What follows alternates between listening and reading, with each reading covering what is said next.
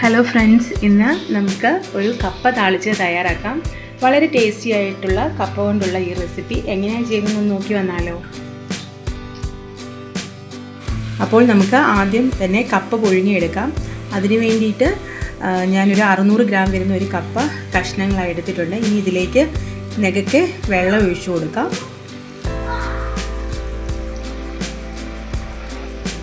ഇനി ഈ കപ്പയ്ക്ക് ആവശ്യമായിട്ടുള്ള ഉപ്പ് ഇട്ട് കൊടുക്കാം.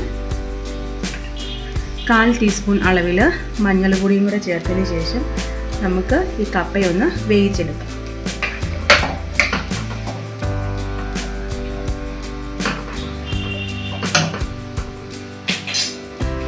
ഇനി നമുക്ക് അരപ്പ് തയ്യാറാക്കാം. അതിനുവേണ്ടി ഞാൻ 1 കപ്പ് അളവിൽ ചെറിയ തേങ്ങ എടുത്തിട്ടുണ്ട്. അതിലേക്ക് 2 പച്ചമുളക്, ഒരു 3 ചെറിയ ഉള്ളി,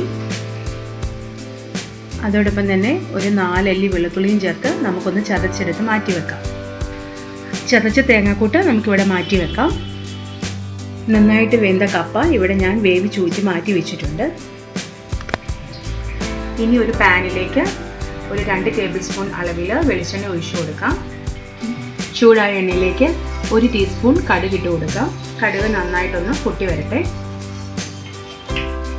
ചൂടായ കടുകിലേക്ക് ഒരു 3 ചെറിയ ഉള്ളി വട്ടത്തിൽ അരിഞ്ഞത്, 2 വറ്റൽമുളക്, കുറച്ച് കറിവേപ്പില, ഇത്രയും ചേർത്ത് നമുക്ക് നന്നായിട്ടൊന്ന് മൂപ്പിച്ചെടുക്കാം.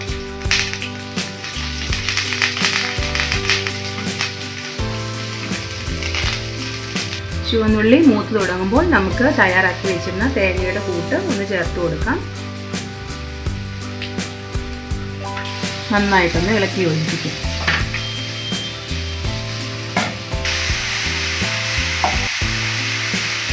ഒരു മിനിറ്റോളം നന്നായിട്ട് ഒന്ന് ഇളക്കി യോജിപ്പിച്ചതിന് ശേഷം നമുക്ക് വേവിച്ച് മാറ്റി വെച്ചിരുന്ന കപ്പയും ചേർത്ത് മിക്സ് ചെയ്തെടുക്കാം.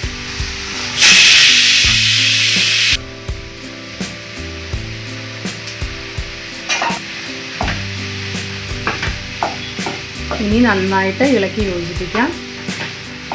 കപ്പയിൽ ആവശ്യത്തിന് ഉപ്പ് ചേർത്തിട്ടുണ്ട്.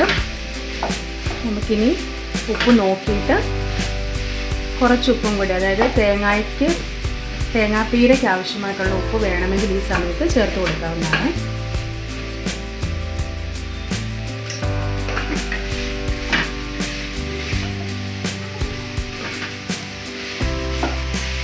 കപ്പ ഇങ്ങനെ തയ്യാറാക്കിയാൽ നമുക്ക് കറിയൊന്നും ഇല്ലാതെ തന്നെ കഴിക്കാൻ നല്ല രുചിയാണ്.